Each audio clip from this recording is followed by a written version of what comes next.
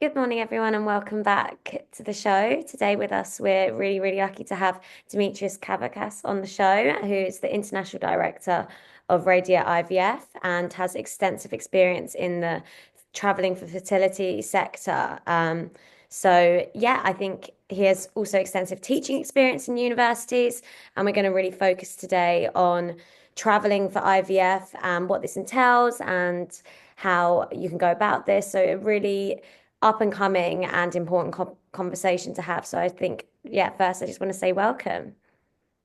Thank you, Jessica. Thank you for having me, and hi to everybody who is listening to this podcast. No, definitely, it's such a pleasure to have you on. And I think just for listeners who are perhaps, yeah, don't know about you, I'd love to know a little bit about your experience and how this led you to the fertility travel sector and launching your own business.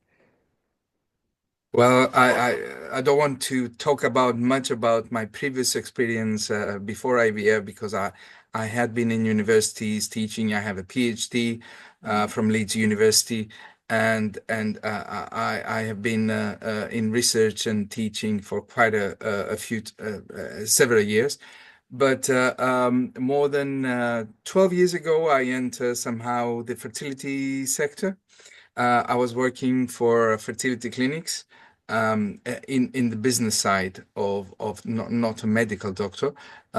So I was in the business side, international sales and marketing, promotion, etc. So after in 2016, I set up Ready IVF. So that was the launch of the company. It's almost 9 years old. It's because I realized that there is a gap in the market.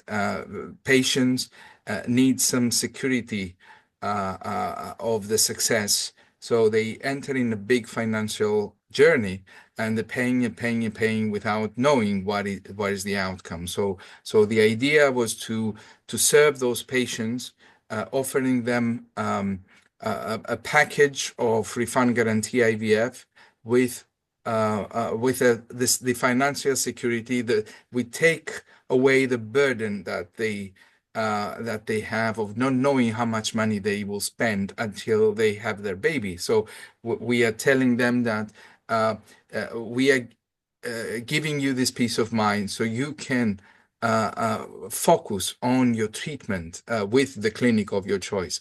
So in this sense, we are allow them to have multiple cycles of IVF, and if they are in the refund program, we give them a refund if they don't manage to have a baby. So it's basically the slogan, take your baby home or your money back. Obviously, we cannot guarantee that they will eventually have a baby. This is not to our hand, but we will at least take the financial burden from them. So that was the idea, Hmm. and that was Ready IVF was set up in 2016, and basically it was set up for people who want to travel abroad. So it's a company that offers these programs for cross-bordering patients. So it's not only for UK patients, but UK patients were the first patients we ever had because Ready IVF is a UK company, and we started from the UK, but now we have multiple nationalities of patients from different countries traveling abroad and going to specific IVF destinations to have their treatment. Mm. That's so interesting. And I think, yeah, definitely fulfilling a need there. I'd love to know what the key drivers are for why people are seeking IVF overseas. Like, what is driving people to make these journeys?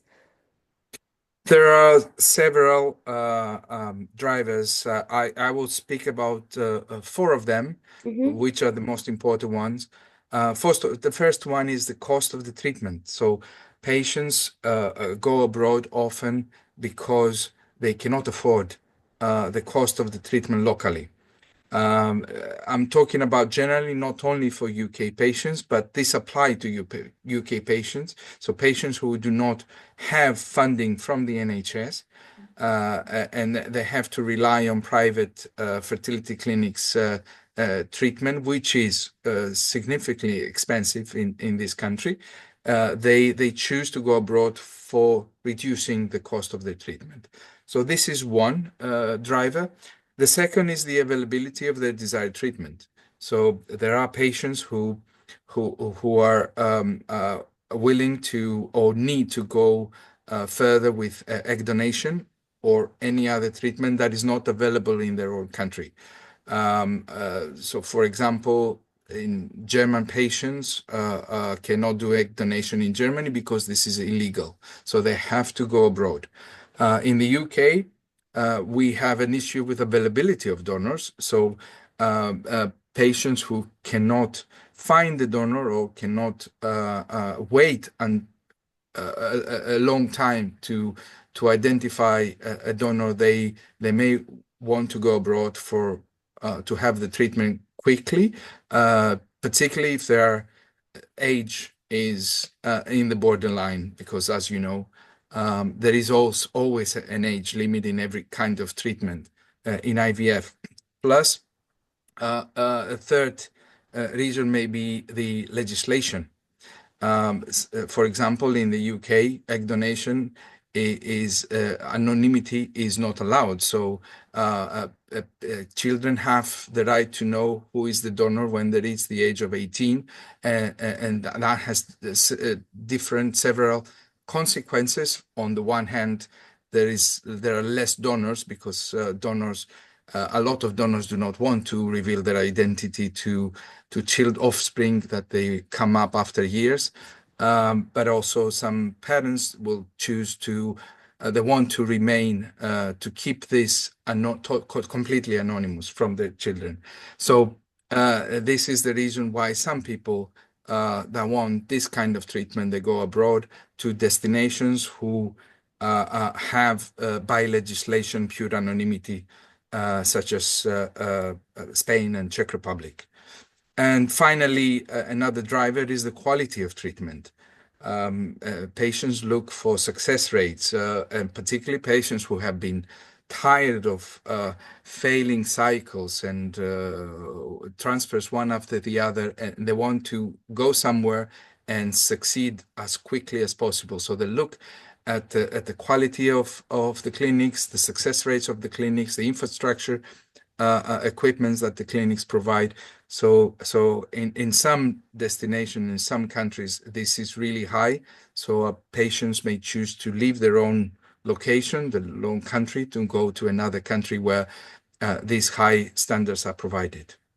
Okay, that's really, really interesting and definitely some really important reasons why people would move. Where do you kind of see, at least from your experience, where do you see you're referring people to in terms of countries wise? And yeah, for which of those reasons are you mainly directing people to different countries? Are there particular countries that are better for certain things? Or yeah, if someone's kind of just new to this space and wanting to know a bit more about that. I will speak about three destinations, to be honest, which are the most popular ones. The first by far is Spain. Spain receives more than half of the patients in statistics, cross-bordering patients around Europe who go to another country for IVF, they go to Spain. So it's the lion's share of cross-border patients go to Spain, and that is mainly because of the quality of the IVF treatment in Spain.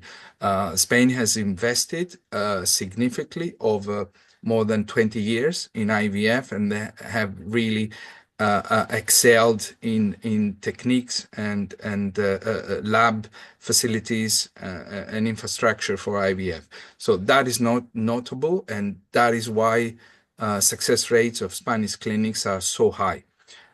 So Spain is the number one destination. As Redia IVF, we work with significant clinics in different cities, in Madrid, Barcelona, Valencia, Alicante, Malaga, to name but a few. So all this information is available on our website, so patients can look and see where do we have partner clinics. As I said before, we work with specific clinics. We do not work with anybody and everybody, because we want to control the quality of the services that the clinics provide. We want the best for our patients. Mm.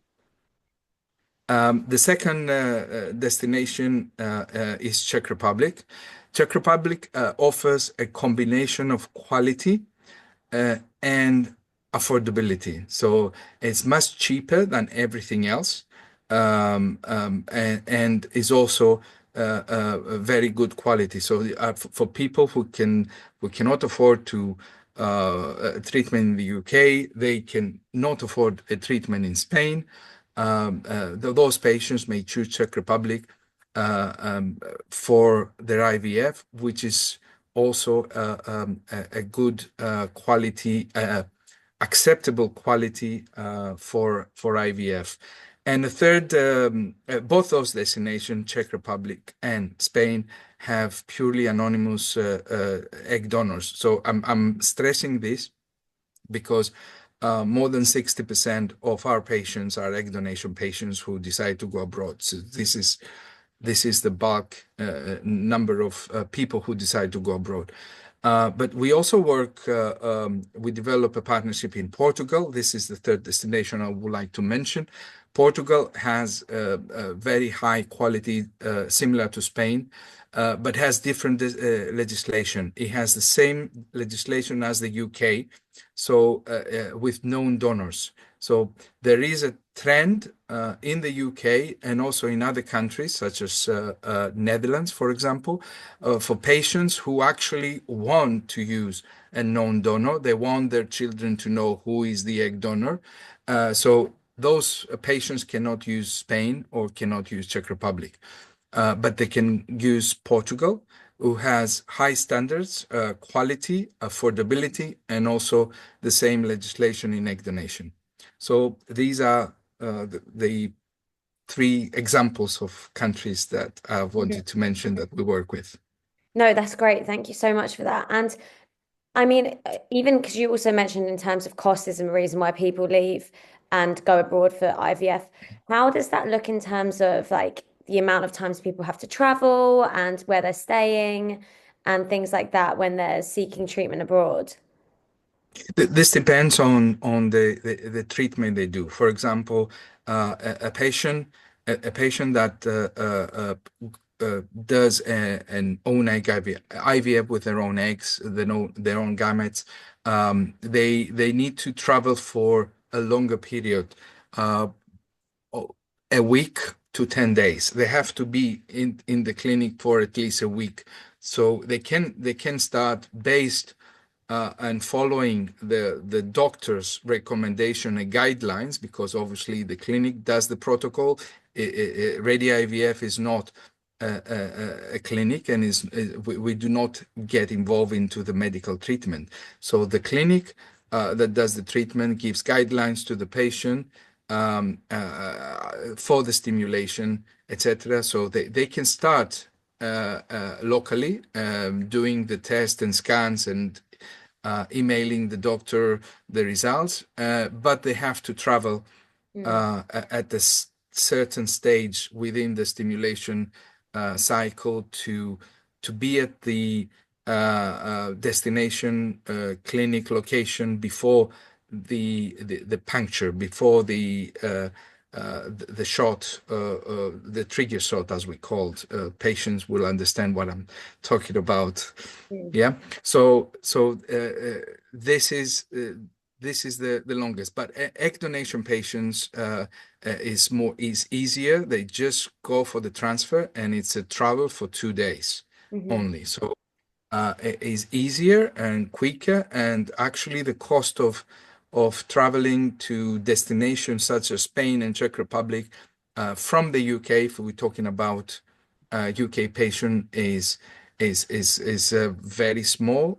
There are low cost flights daily to those cities, and hotel accommodation is also um, quite affordable, depending on the destination. If you choose Barcelona, for example, it can be more expensive, but cities like Alicante and Valencia, that is why those cities are popular for travel. They are because of high hotel accommodation is quite affordable.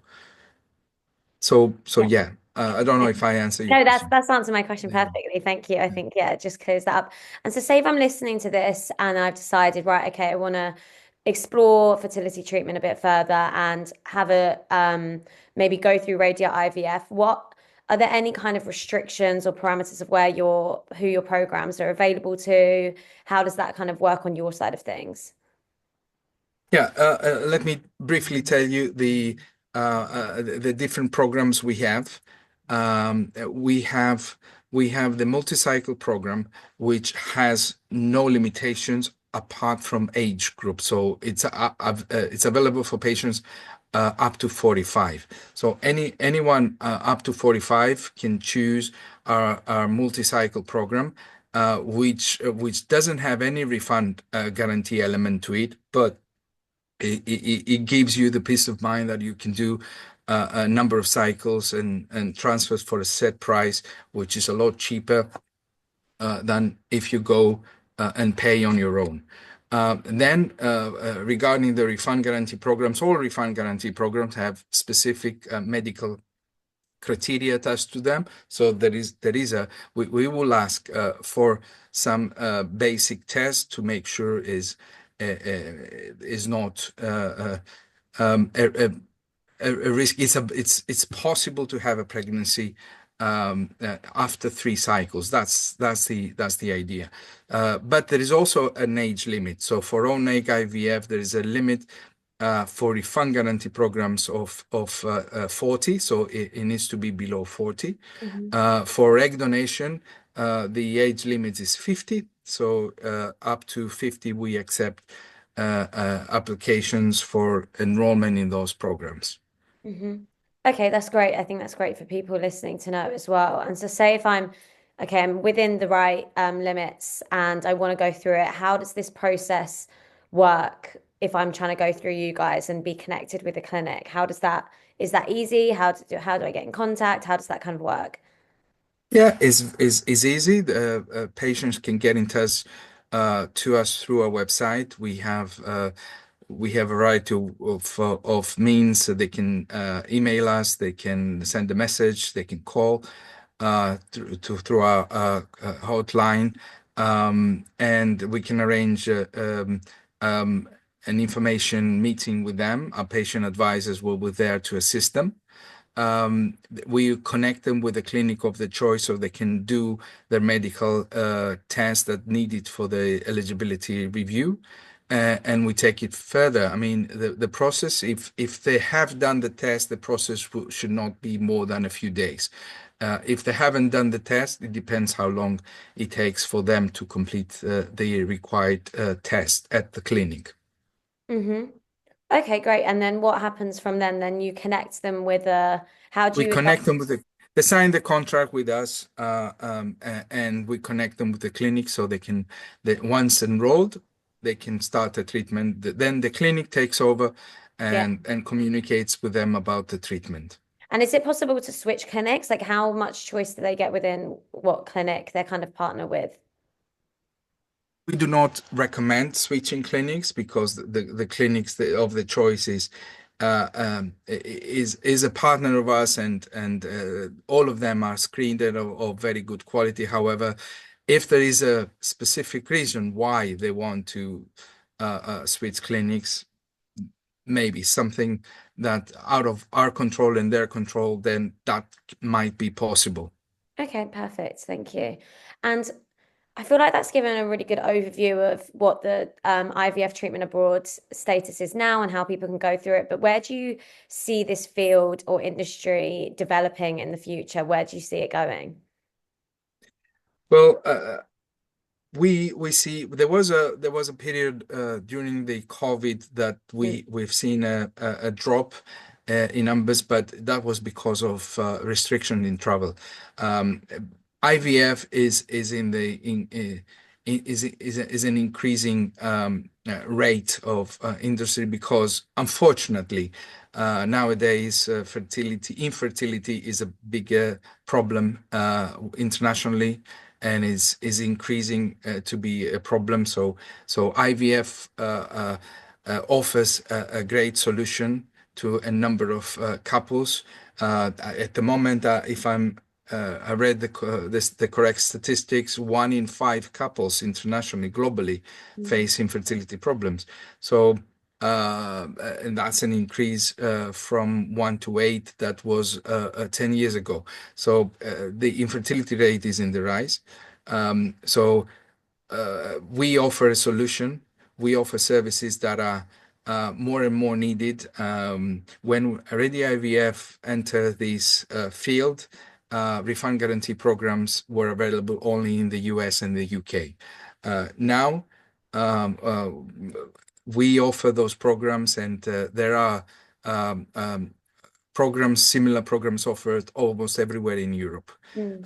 and they're becoming more and more popular.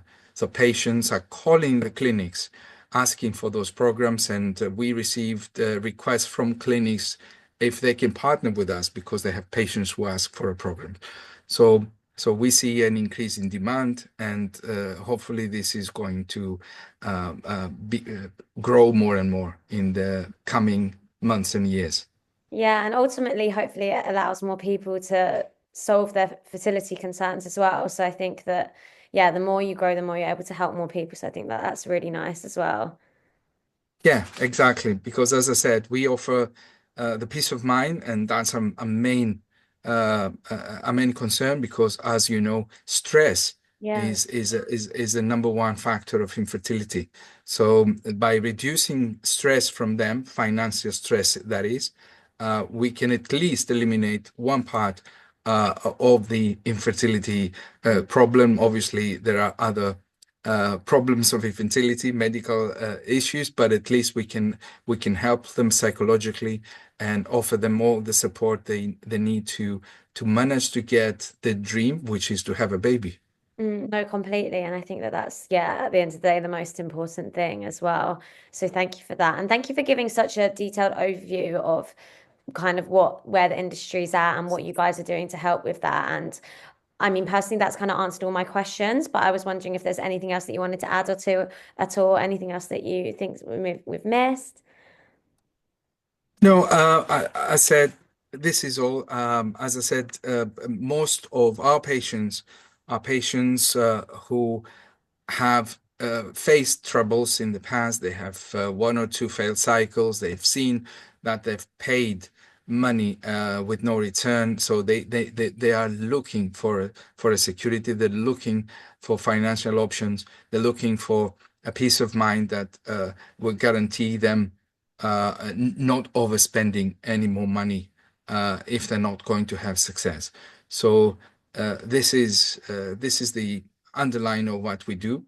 And also, we offer them the knowledge of knowing the clinics. We have pre-screened all our partner clinics, so at least they know that the clinics that we'll see on our website are quality clinics that offer very good quality service. So anyone who wants to find out more, our website is rediivf.com, so they can go and find all the information and contact us. And one of our patient advisors will be in touch with them.